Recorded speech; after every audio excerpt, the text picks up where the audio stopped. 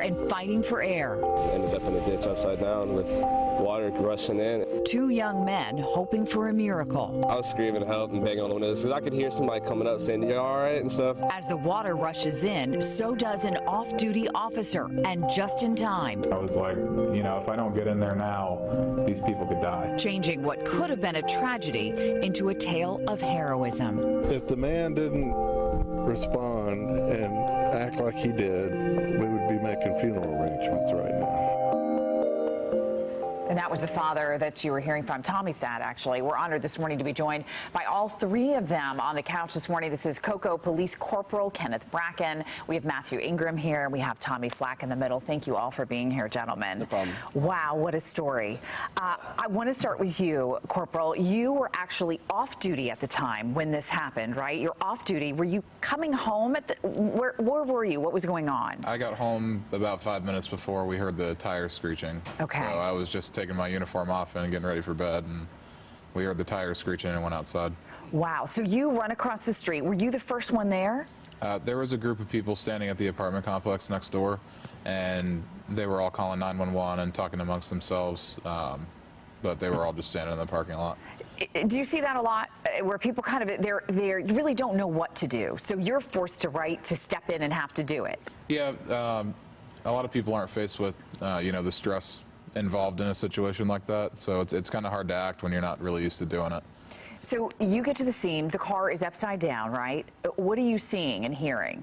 All I could hear was them just banging on the windows, so I knew someone was alive in the car, and you know, I couldn't see anything because it was underwater, so all I could hear was the banging. And Matthew, I understand that you were conscious through all of this, right? Yes, Tommy wasn't as aware of what was going on as you were. Tell me what you were experiencing. Fear and panic. I was just scared. We ended up upside down in a ditch and couldn't open the doors, couldn't see nothing. It was pitch black dark. I was just feeling fear at the moment. And the water was actually coming up in the car, or how were you guys? Right when we landed in the water, it was just already there. We had probably about like 6 inches in the area in the car that was not filled up with water or anything. Now, did you know that Tommy wasn't completely conscious, or how were you aware of what was going on with him? I looked over at him, and his head was just moving. I could tell that he was not there at all, and he didn't know what was going on. I was trying to get his attention, and I couldn't get his attention or anything. Do you remember anything, Tommy? Yeah, I remember going off the road, but like that's about it. Everything else is just a blur. It was just so crazy. I can't even imagine. Okay, so at this point, are you talking to Corporal Bracken, or what kind of, are you having a conversation with him? I was saying help. Yeah. I was just screaming help. That's the only thing I could say at that time at all. I couldn't get nothing else out. Wow. So how did you manage to get them out of the car? Well, I went to the back door first. That one wouldn't open. I pulled the other side doors, and nothing was happening. So when I was on the driver's side, I was yelling in there trying to talk to them and at least make sure they were okay for the time being. And eventually I just got to the other side, and one of the doors open. Wow. And were you able to physically pull them out, or were they able to get themselves out? He was able to get out. I think I just grabbed his arm, but he barely was able to. We both pulled him out and kind of walked him back up to the shore. Looking back on this now, reflecting back on what happened, what kind of revelations have you come to about this experience?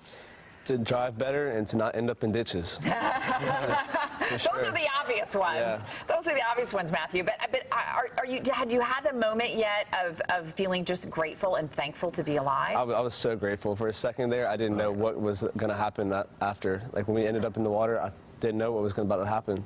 And I was just thankful that he heard it and was able to do something about it. Wow. And how has it been interacting with him? I know you guys really haven't had a chance to really talk much since this happened. Tommy, what was the first thing you said to Corporal Bracken? Just thank you.